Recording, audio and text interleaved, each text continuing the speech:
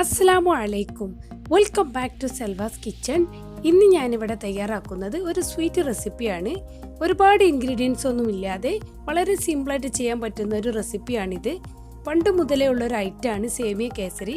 എല്ലാവർക്കും ഇഷ്ടപ്പെടുന്ന ഒരു വിഭവമാണ്.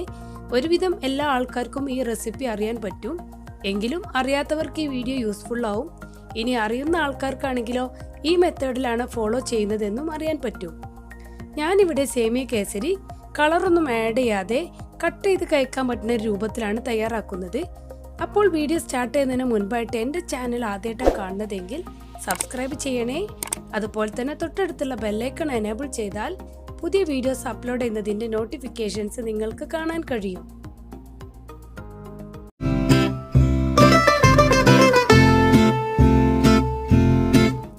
ആദ്യം ഞാനൊരു പാൻ വെച്ചിട്ടുണ്ട്. അതിലേക്ക് 1 ടേബിൾ സ്പൂൺ നെയ്യ് ഒഴിച്ച് കൊടുത്തിട്ട് നട്ട്സ് ജസ്റ്റ് റോസ്റ്റ് ചെയ്തെടുക്കുകയാണ് വേണ്ടത്.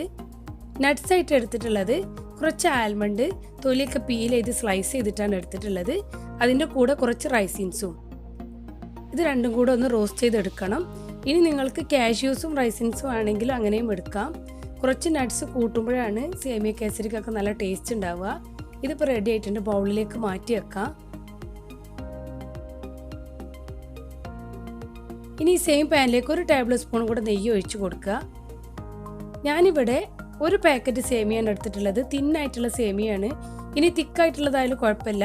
ജസ്റ്റ് ഒന്ന് പൊടിച്ചെടുത്തിട്ടുണ്ട്. അത് ഈ നെയ്യിലേക്ക് ഇട്ട് കൊടുത്തിട്ട് ഒന്ന് റോസ്റ്റ് ചെയ്തിട്ട് എടുക്കണം. ഇനി റോസ്റ്റ് ചെയ്ത സേമിയാണെങ്കിൽ ഒരു 2-3 മിനിറ്റ് ലോ ഫ്ലെയിമിലിട്ടിട്ട് ജസ്റ്റ് ഒന്ന് റോസ്റ്റ് ചെയ്തെടുത്താൽ മതി. ഇത് റോസ്റ്റ് ചെയ്യാത്ത സേമിയ ആയതുകൊണ്ട് ലോ ഫ്ലെയിമിലിട്ട് ഒരു 5 മിനിറ്റോളെങ്കിലും റോസ്റ്റ് ചെയ്തിട്ട് എടുക്കണം. നല്ലൊരു ബ്രൗൺ നിറാവുന്നത് വരെ റോസ്റ്റ് ചെയ്യണം. അപ്പോഴാണ് ഈ സേമിയയുടെ ഒക്കെ ഒരു പച്ച സ്മെല്ലൊക്കെ പോയിട്ട് നന്നായിട്ട് കിട്ടുക. അതിപ്പോൾ റെഡി ആയിട്ടുണ്ട്. മാറ്റി വെക്കാം. ഇനി ഒരു ചൂട് കട്ടിയുള്ള പാത്രത്തിലേക്ക് 2 ഗ്ലാസ് വെള്ളം ഒഴിച്ച് കൊടുക്കുക. ഇനി ഇതിലേക്ക് 1.5 ഗ്ലാസ് പാലാണ് ഒഴിച്ച് കൊടുക്കേണ്ടത്. ഫുൾ ഫാറ്റാണ് എടുത്തിട്ടുള്ളത്. ഏത് പാലായാലും കുഴപ്പമില്ല. ഇനി 2 പിഞ്ച് ഏലക്കായുടെ പൊടി. ഇനി നന്നായിട്ട് ചൂടായതിന് ശേഷമാണ് നമുക്കിതിലേക്ക് സേമിയ ഇട്ട് കൊടുക്കേണ്ടത്. ഇതിപ്പോൾ നന്നായിട്ട് ചൂടായിട്ടുണ്ട്. ഇനി നമ്മൾ റോസ്റ്റ് ചെയ്ത് വെച്ചിട്ടുള്ള സേമിയ ഇതിലേക്ക് ഇട്ട് കൊടുക്കുക.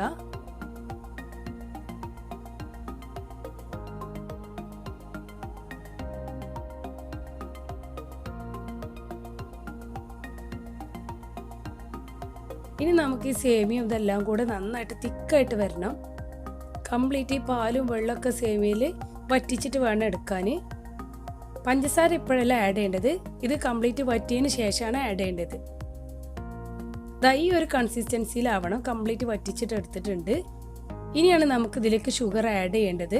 നേരത്തെ തന്നെ ഷുഗർ ആഡ് ചെയ്താൽ ഇത് പെട്ടെന്ന് നമുക്ക് കുക്ക് ചെയ്തെടുക്കാൻ പറ്റില്ല. ഇനി ഒരു ബൗൾ ഷുഗർ ഇതിലേക്ക് ഇട്ട് കൊടുക്കുക. ഒരു 2 പിഞ്ച് ഉപ്പും മധുരം ഒന്ന് ബാലൻസ് ചെയ്യാൻ വേണ്ടിയിട്ട്. ഇതിനെല്ലാം കൂടെ നന്നായിട്ടൊന്ന് മിക്സ് ചെയ്ത് കൊടുക്കുക. അപ്പോൾ ഇതിൽ പഞ്ചസാര ഒന്ന് മെൽറ്റായി വന്നിട്ട് കുറച്ച് വെള്ളം പോലെ ഉണ്ട്. അതും കൂടി ലോ ഫ്ലെയിമിലിട്ട് നന്നായിട്ടൊന്ന് വറ്റിച്ചിട്ട് എടുക്കണം.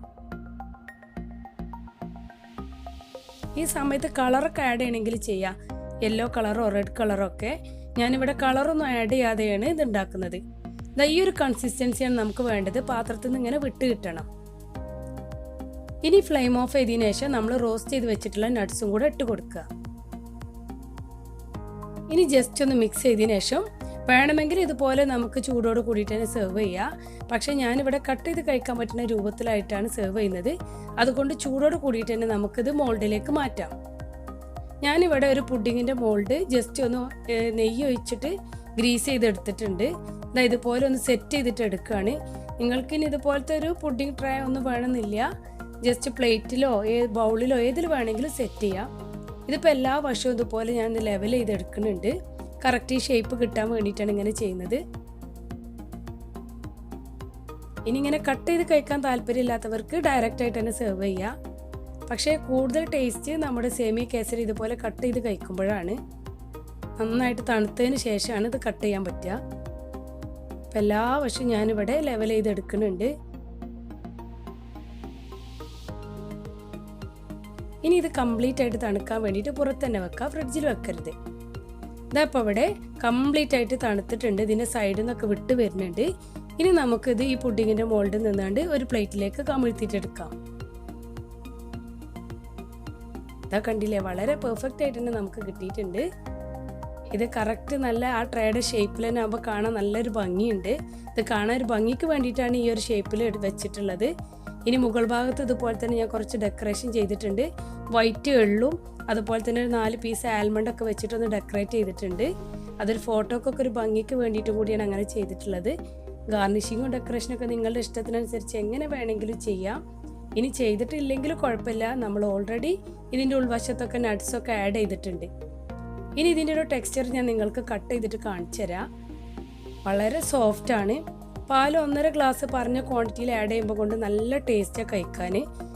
ഇനി പാൽ കുറച്ചാലും നമുക്ക് ഇതിലേറെ നല്ല കളറായിട്ട് കിട്ടും. പക്ഷെ കഴിക്കാൻ ടേസ്റ്റ് ഇങ്ങനത്തെ ഒരു മെത്തേഡിലാണ്. അത് നോക്കൂ, വളരെ പെർഫെക്റ്റ് ആയിട്ട് തന്നെ നമുക്കിത് കട്ട് ചെയ്തെടുക്കാൻ പറ്റുന്നുണ്ട്. നല്ല ടേസ്റ്റാണ് കഴിക്കാൻ. അപ്പോൾ എല്ലാവരും ഈ മെത്തേഡിലൊന്ന് ട്രൈ ചെയ്ത് നോക്കണേ. ഓൾറെഡി എല്ലാവർക്കും അറിയാൻ പറ്റുന്ന ഒരു വിഭവമാണല്ലോ സേമിയ കേസരി. ഇനി ഇതുപോലെ കട്ട് ചെയ്ത് കഴിക്കാത്തവരാണെങ്കിൽ ഒരു പ്രാവശ്യമെങ്കിലും ഇതുപോലെ കട്ട് ചെയ്തൊക്കെ ഒന്ന് വെച്ചിട്ടുള്ളത് ഒരു മെത്തേഡിൽ ചെയ്ത് നോക്കൂ. അപ്പോൾ വീഡിയോ ഇഷ്ടപ്പെടണമെങ്കിൽ ലൈക്ക് ചെയ്യുക, ഫ്രണ്ട്സിനും റിലേറ്റീവ്സിനും ഒക്കെ ഷെയർ ചെയ്യുക. അതുപോലെ തന്നെ സബ്സ്ക്രൈബ് ചെയ്യാത്തവരുണ്ടെങ്കിൽ സബ്സ്ക്രൈബ് ചെയ്യണേ. ഇൻഷാ അല്ലാഹ് നെക്സ്റ്റ് വീഡിയോയിൽ പുതിയ റെസിപ്പിയുമായിട്ട് കാണാം. ഓക്കെ, അസ്സലാമു അലൈക്കും.